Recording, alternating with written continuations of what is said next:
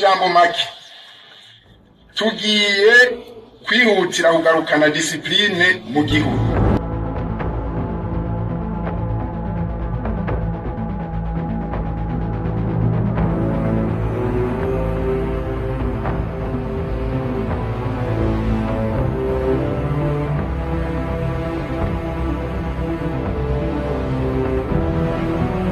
Nta byinshi tumuziko ariko ikizwi nuko yakunda abantu, yakunda Burundi bwari mu bihe bitoroshe muri ico gihe. Uyu ni Cyprien Ntaryamira yatwaye Burundi amezi 2 yonyene.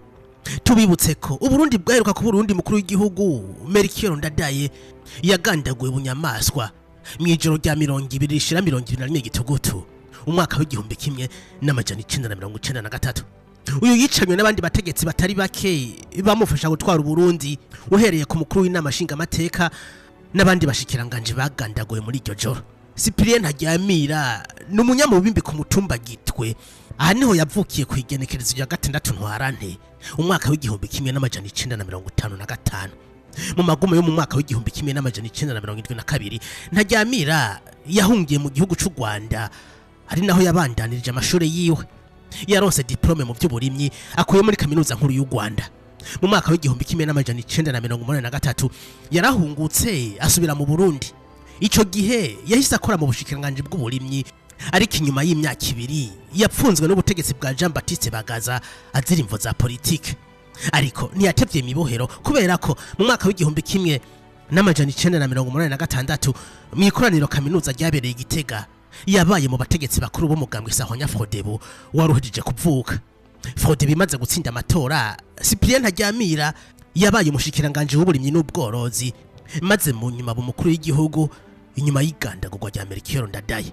Ku ntwaro yiwe ntibyari byoroshe na gato, na cyane ko yari yanabonye n'ibyaheruka kuba kuri mugenzi we Melchior Ndadaye. Gusa kubera abarundi bari bamwizeye bamushira imbere, yaravyemeye ati nzogerageza kuko n'umuswa warigeze ibuye. Amabanga yo kurongora igihugu n'amabanga atoroshe, nico gituma ko bayivuga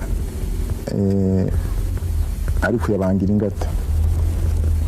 Ntiyoroshe na cyane muri ibihe igihugu cyacu kiri mu kaga, ariko nkuko nyene babivuga mu Kirundi ngo n'umuswa warigeze ibuye. Tuzogerageza na cyane abanyagihugu baraye badushikirije igihugu babandanije kudufata mu mugongo bakadushigikira. Turibaza yuko tuzoshobora kubirangura.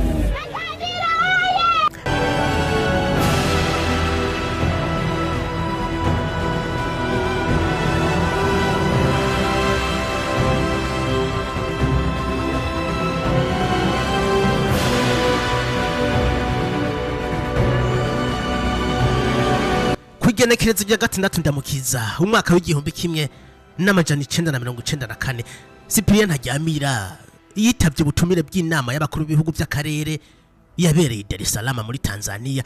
Uno wabaye umunsi wa nyuma kuri we kubera ko yarasiwe mu ndege y'umukuru w'igihugu cy'u Rwanda Juvenal Habyarimana igihe bari ko bagerageza kururukira ku kibuga cy'indege Kanombe bavuye muri ya nama yari hejeje kubera Dar es Salaam. Aya yari amateka ya Cyprien Ntaryamira, umukuru w'igihugu wa 5 wa Republika y'u Burundi. Imana imufashe kuruhuka mu mahoro.